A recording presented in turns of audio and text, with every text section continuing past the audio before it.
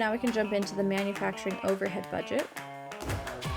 And our budgeted direct labor hours are given above, total hours needed. So we'll say equals, and then we're going to cell reference up to B60 where we have direct labor hours. And pull that all the way across to the right.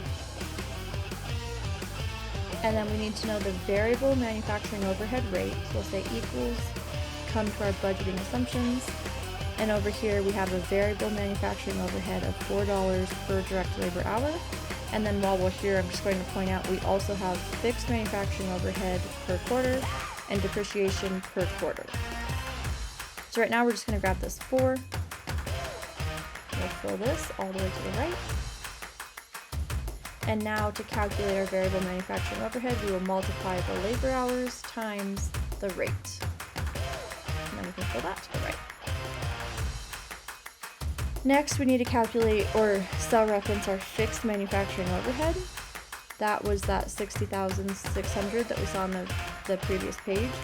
I had named this range, so if you start typing FM, you'll see FMOH, which is the range where that cell is located. So if you hit tab, it'll fill in your formula, and then you can just copy that to the right, and we'll take it to Q4, but then in the year, so F70, we'll do a sum function, and sum all 4 of those quarters together. Then we will add together the fixed manufacturing overhead plus the variable manufacturing overhead to get the total manufacturing overhead for the year. Next, we're going to subtract out depreciation. And the reason for this is because depreciation was included in our manufacturing overhead. If you remember back to the previous chapter, depreciation is part of the costs that make up manufacturing overhead. However, we don't actually distribute cash when we expense out depreciation.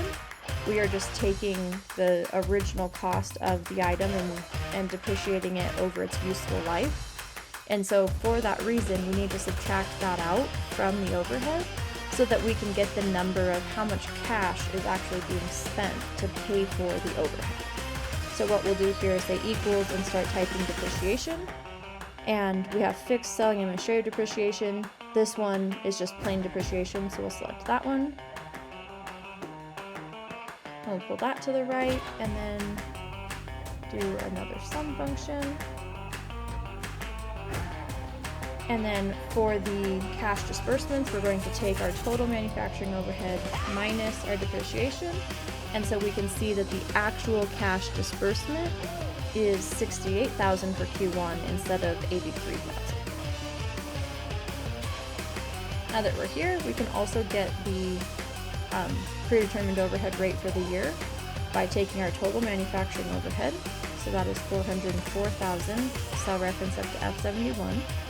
And we need to divide that by budgeted direct labor hours. And if we say equals, we have that sitting in F67, budgeted direct labor hours. Then we'll divide those two things. And that gives us $10 for the year of predetermined overhead per direct labor hour.